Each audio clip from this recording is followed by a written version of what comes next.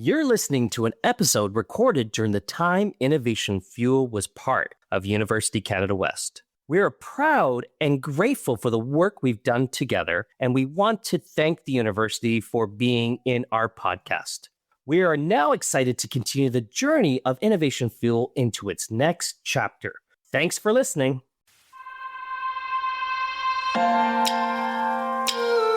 You're listening to Innovation Fuel, a business podcast by University Canada West. Bringing you fantastic stories from accomplished entrepreneurs and key industry professionals. Let's explore the entrepreneurial world through local businesses and our university community. Hi, buddy. How are you, Dave? Oh, always great. Always great. Hey, Gelareh, one of the things that I get myself messed up with, I'm trying to get my head wrapped around the difference between virtual leadership, coaching, and do they actually play in the same park together? Is virtual leadership actually coaching, and is leadership should have coaching in it? What do you think?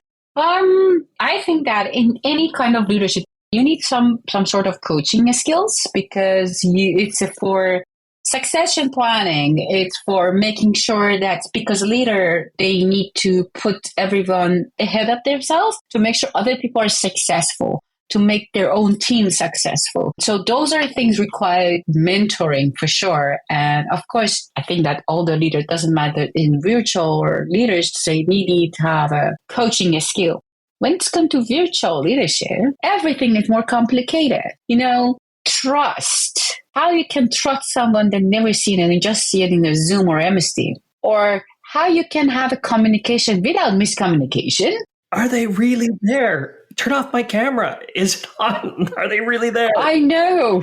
Exactly. You have a meeting and then half of the people in the meeting, they turn the camera off. Are they sleeping? I don't know. I mean, yes, you can trust them. They are listening. But again, you want to see how much is your meeting, efficient, impactful, actually. You're actually sending the message you wanted to send through this channel, Teams or Zoom, whatever it is. But yeah, it has its own challenges. I think that we have someone that can help us today. Let's welcome Sarah Planckaert, Executive Coach, another episode of Innovation Fuel. Welcome, Sarah. Welcome, Dave. Yes, welcome to Innovation Fuel, brought to you by University Canada West. We are on a journey today, and another exciting journey to expand your learning, to expand your thoughts and your vision, but into the world of executive coaching. We hear it out there. We hear the word out there. We've heard coaching. We've heard leadership. We've heard virtual leadership. We've heard a variety of different things in that element. Let's explore today with our friend Sarah. Sarah, before we jump into this topic, who is Sarah? Tell us a little bit about Sarah and why executive coaching.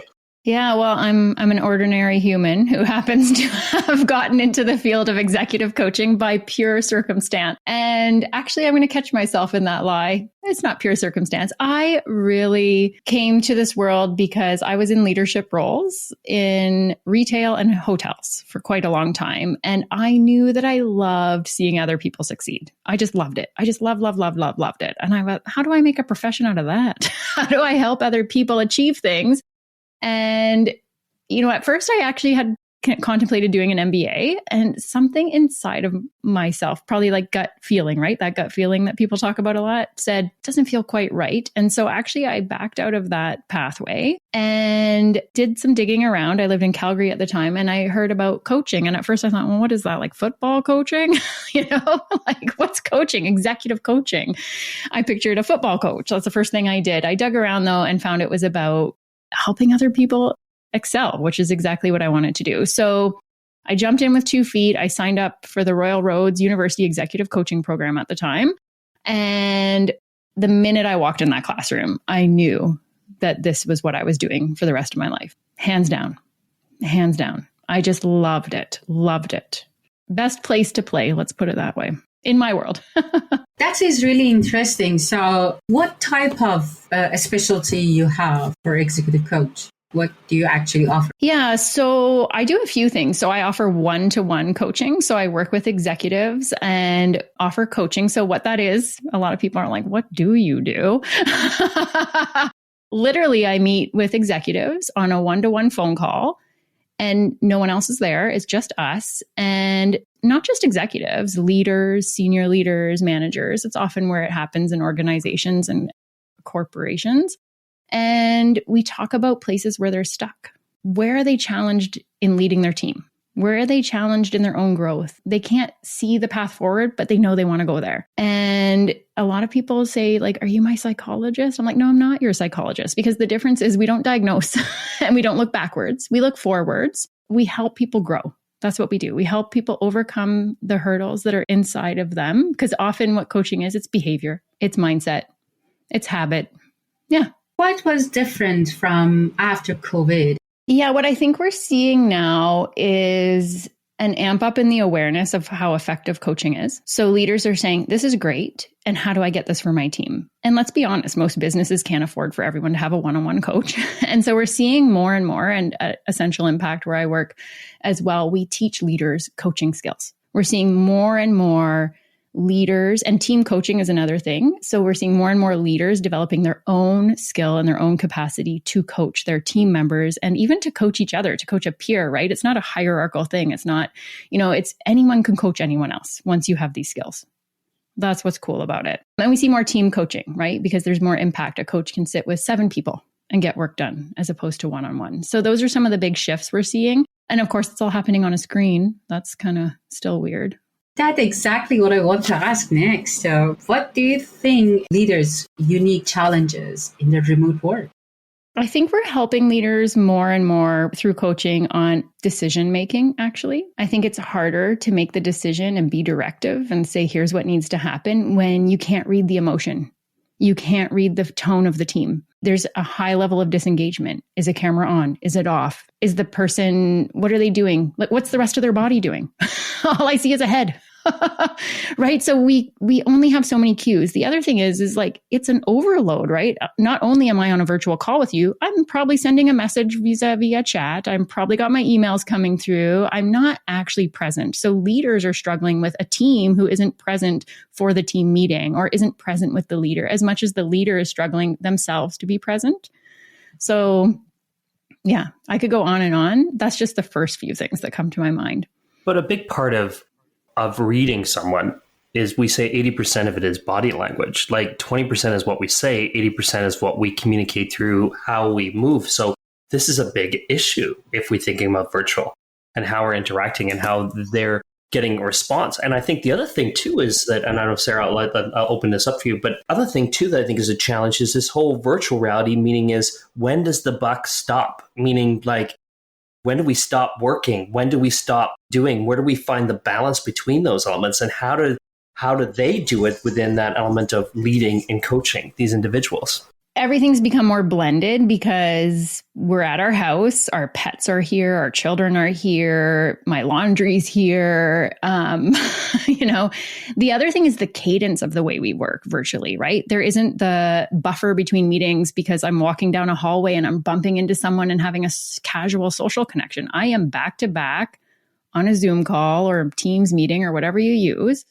I have no break. I don't even actually have the time to go for a little walk back to my desk and then a little walk to the kitchen, the shared kitchen, or a little, stop by the community coffee shop. Like, it just seems like people see your calendar and it gets jammed in.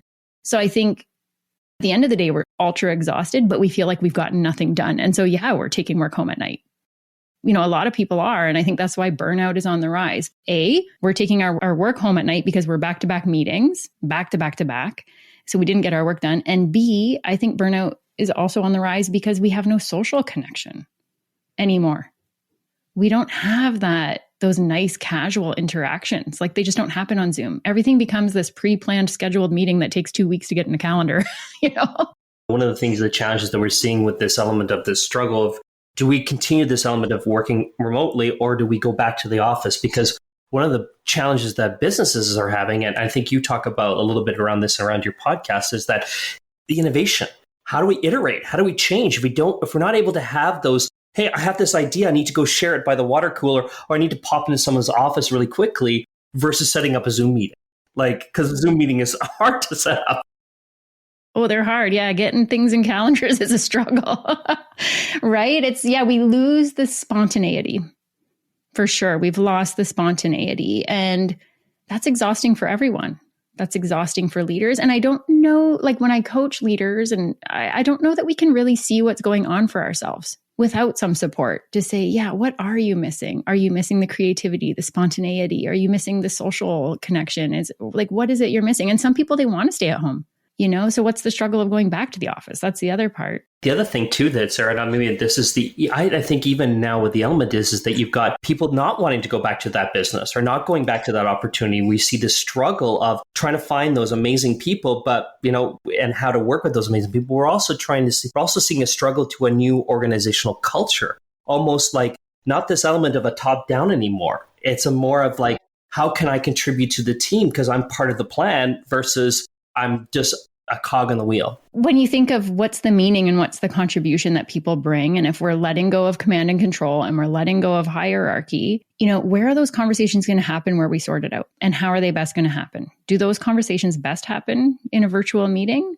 Maybe for some people, and for others not, for sure, right? We can't have those conversations. Like, we're changing, we're restructuring, the new ways of work are coming.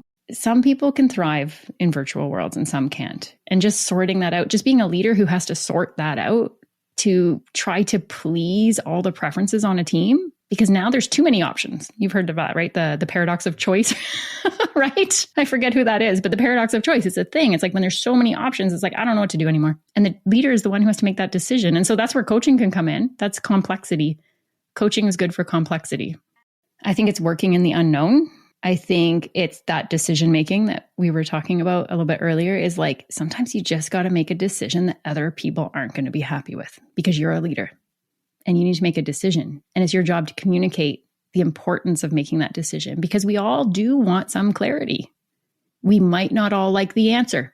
We might not like the answer, and we benefit from clarity.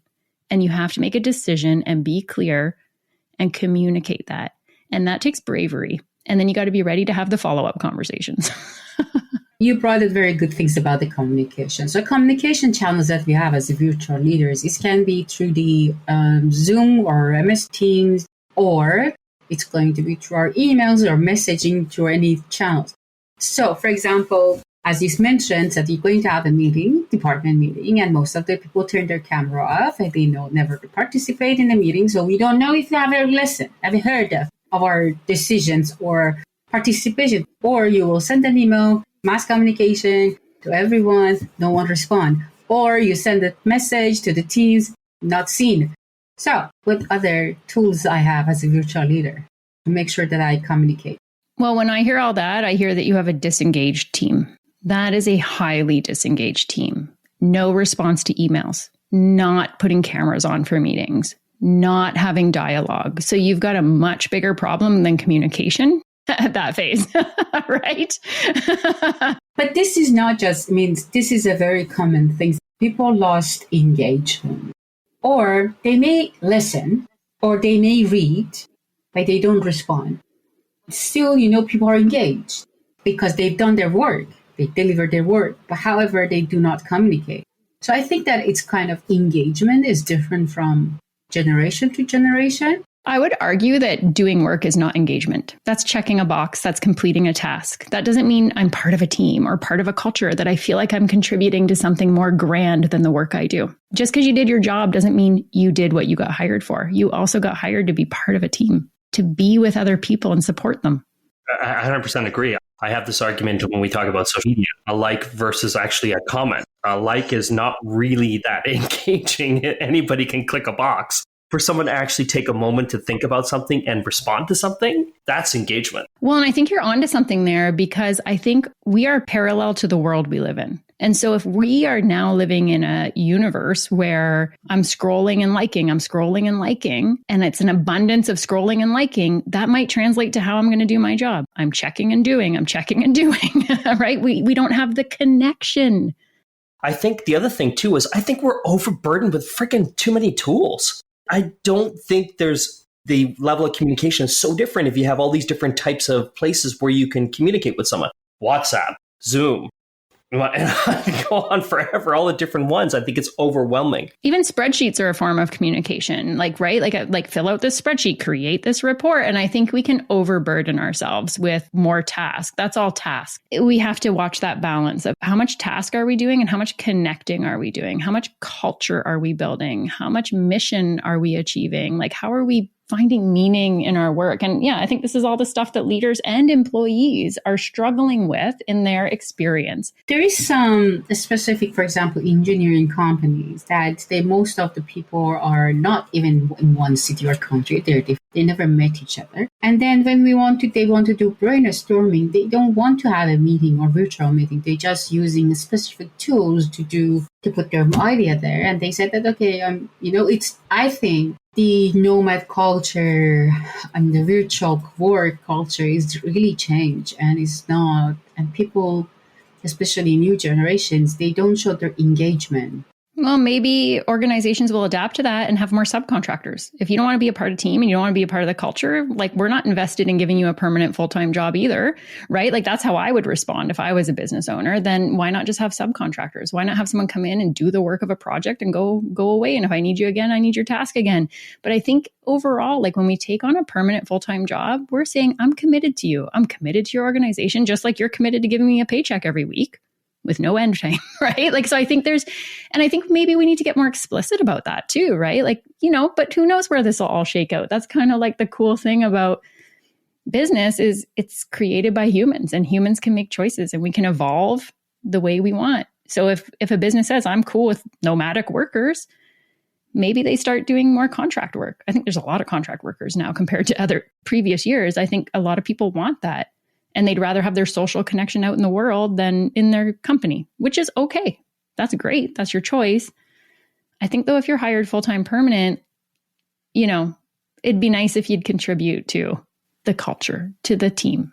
Well, I think it's a must, isn't it? I think it's a must to be, like, I think nowadays, and especially because the cost of acquiring individuals and not wanting to lose those individuals, the value set has to match, and the compensation and all those pieces have to connect so that that individual will want to stay because they all value the relationship, but they also are compensated well for that value. And I think this is where coaching actually connects into all of this, to be honest. I think coaching is about helping leaders unlock the real conversation, not the how are you doing at your job and did you get an A+ on your performance? It's what's really going on here, right? Like, coaching just unlocks that. It's the deeper listening, the deeper curiosity. And it's also the, I hear you, I see you, like, it's sorting out complexity. And so it's not black and white, right? It's not. There's no one formula for any business anymore. There's not one answer to one business, one team, anymore, right? Coaching is an opportunity for leaders. It's a skill set, I should say, actually. Coaching is a skill set for leaders to have complex conversations where they are just as curious as the people around them. And it's inviting like a mindset of what's going well, what can we do with this? What future are we inventing for ourselves? Like, it just opens up possibility. And it's so good when we're feeling stuck, right? Like, I'm stuck because like my motivation is low right now. I'm stuck because I don't feel connected. So coaching can unlock the conversation, and there's not one, like no one person I coach on one topic ever comes up with the same solution. Not once. There's themes, like we're all burnt out. Okay. Each person has their own answer, and coaching allows that person to get their own answer. So do you think, Sarah, going forth, the evolution of all these changes, we talked about virtual leadership, we talk about these things. You say that leaders of today, of the next millennium, the next element will need to be certified coaches. I'm not sure you need to be a certified coach. I've met leaders who haven't done any coach training, yet they have the mindset, the behaviors, and the skills of coaching. Coaching, though, teaches you a process through which you can have that conversation, and you can do it. Some people are more like that in their natural capacity. I wasn't when I started. I'll tell you that. I was a problem-solving addict. I wanted answers quick. I wanted to get the task done. Like, that's who I was when I started coaching. So for me, coaching flipped my world. Slow down, think through this, connect, listen. Some people are naturally inclined to that and might not need to be fully certified. I think some coach training, just sitting in classrooms, that's what I do, is I sit in classrooms and I help leaders learn these skills. I've never seen a leader feel like it was a waste of their time. Like they're like, this is amazing. The vulnerability, the trust, the connection, the ideas that come out of it. So I think it's a good to have. We see this evolution of a lot of coaches coming into the market and in different frames. And even when we look at, I'm always thinking about coaching as a faculty member. Instead of being more of a faculty and instructor, how do I leverage mentoring and coaching of my team or my students? And seeing that element, I think there's a benefit towards multiple areas with coaching. What I often find to be true is providing coaching sessions as a coach is one method of which coaching is valuable. What I also know is that coaching blended with mentoring, coaching blended with teaching, coaching blended with consulting, coaching blended with is great. It is exponential. And if everyone was a certified coach out in the world, I don't know what we'd be doing, right? So it's always like, it's like, who'd be coaching on what? We're coaching each other on our coaching? I don't know, but which is a thing. But it's like for leaders to have this as a skill, for a consultant to have this as a skill. I even work with a psychologist personally, and I see coaching skills in how he works with me, right? But he doesn't have a coaching session with me. I have a coach who gives me a coaching session. I have a mentor, and when she asks me the open questions, great. And also when she shares stories and kind of guides me, that's because she's my mentor. I want both. So I think it just blends nicely. Like I think coaching is a skill that blends so great with all the like instruction, training, teaching, it's just great if you can blend it with other skills. So Sarah, with individuals, like we're talking to an audience of students here, where do they go and get this coaching training? Where should they be looking for their own coach, or should they be going out? Is there any programs and courses that they should be taking? Yeah, I mean, coaching is expensive. That's why we often see it more at the senior manager up to executive level. It's expensive as a one-on-one tool. What we're seeing now is more and more individuals simply saying, I want this as a life skill. And so the more people who have coaching as a life skill, the more we can coach each other, right? And so a world where we're all coaching each other and we bring that skill to conversations. Like with my friends, sometimes I'm like, I wish y'all were coaches. Like I go to a party and people are like, damn, you ask good questions. I'm like, well, I'm a coach for goodness sake.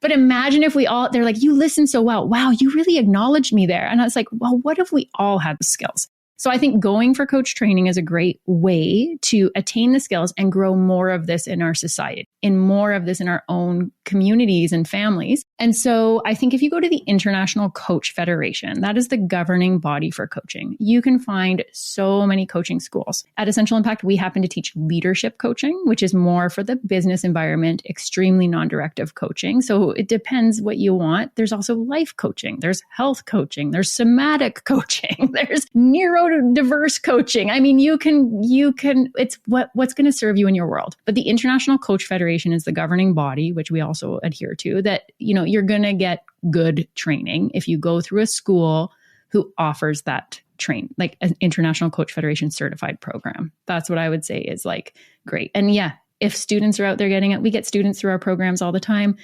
You're just bringing an extra skill set to your organization and also to your friends and to your family. Absolutely. Love the conversation, Sarah. This has been awesome. Oh, no, Gelareh's got a question there for you. What's the future of virtual leadership in 10 years? I don't think we know. I think that we're figuring it out. And I think looking 10 years ahead right now is more challenging than it's ever been. Our world is changing drastically with AI.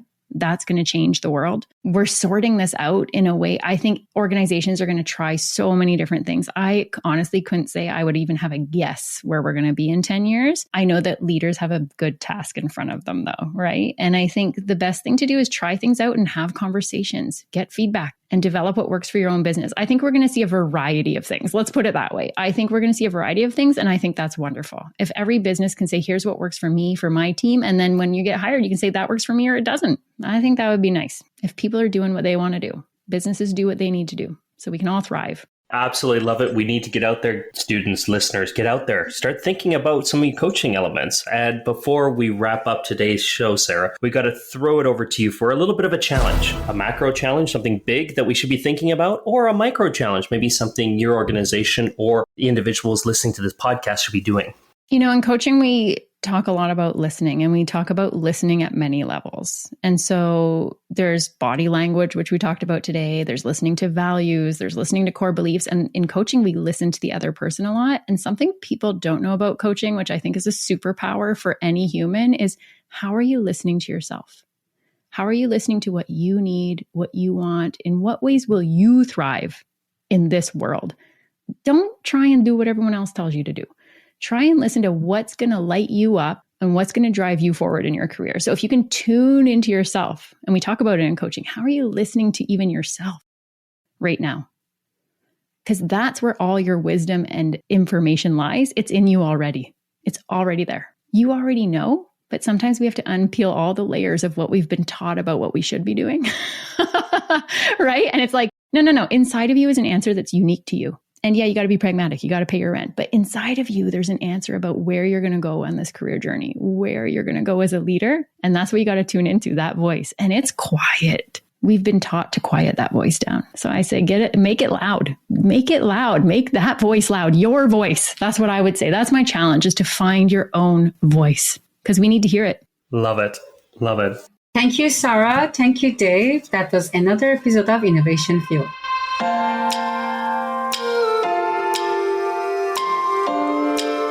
Thank you for listening to Innovation Fuel. We are on all podcast streaming platforms, Google, Spotify, and Apple Podcasts. Visit our website at www.ucanwest.ca/Innovation Fuel. Also, follow us on Instagram at innovation_fuel.